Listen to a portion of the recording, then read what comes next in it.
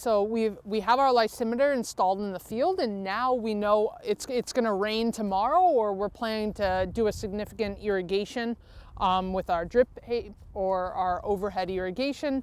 And so we want to charge up the lysimeter to create that pressure difference between the soil and the inside of the lysimeter.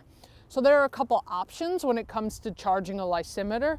One is by using a vacuum hand pump, a simple device here, which will charge it just by hand. There are also foot pumps that look almost like bicycle pumps that you can charge really quickly as well.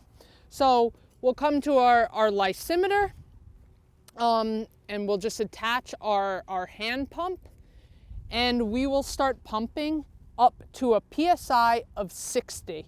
So now we're gonna pump up our lysimeter and just keep pumping. It only takes a few seconds.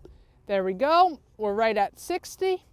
Now we're gonna create a clamp on that hose just to make sure the pressure holds in there. Put our plastic ring to seal it off and pull off our hand pump.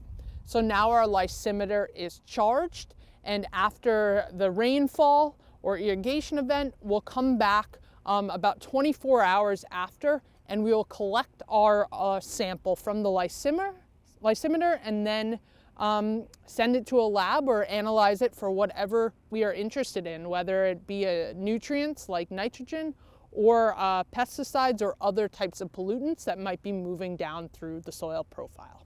All right, so now we're back out at the field about 24 hours after our rainfall event, and we're back out the field with our hand pump again that we used to charge the lysimeter, a piece of tubing, a plastic flask, this plastic wiring which is going to insert into the lysimeter, and a sample cup. You want to make sure your sample cup is labeled to whatever lysimeter or field that you are collecting the sample from. So typically they will recommend that you will stick this hardened plastic tubing through the hose on the lysimeter here.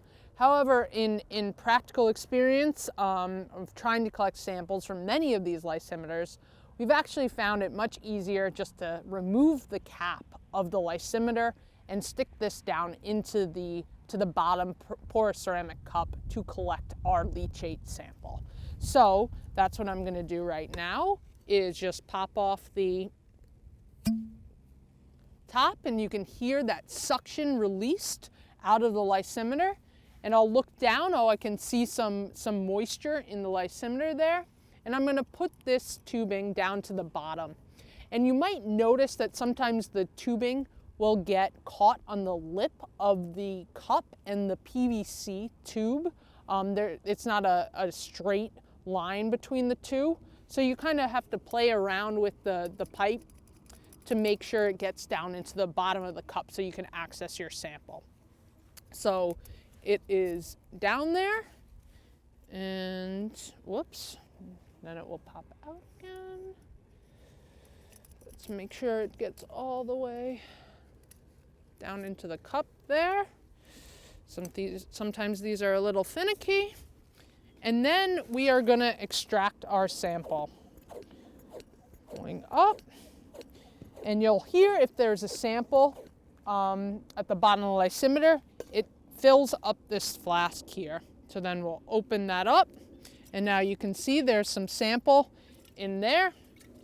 We'll remove the cap from our cup, and we'll pour our sample into our cup here and cap that.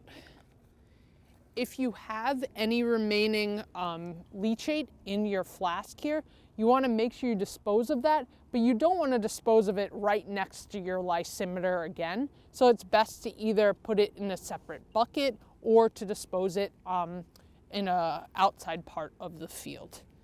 And then once that is all done, we are going to remove our hand pump from this collection area, and we are going to recap our lysimeter. And it's important actually when you're removing a sample from the lysimeter, you want to make sure you remove all the leachate, even if it's more than the volume needed for analysis, because you want to make sure then the next rainfall event that you'll get a fresh sample of what's in the soil profile at that time. So you can either just cap it as such, or you can recharge it if you know 24 hours later there might be another rainfall event. So there you have it, collecting a sample from a lysimeter.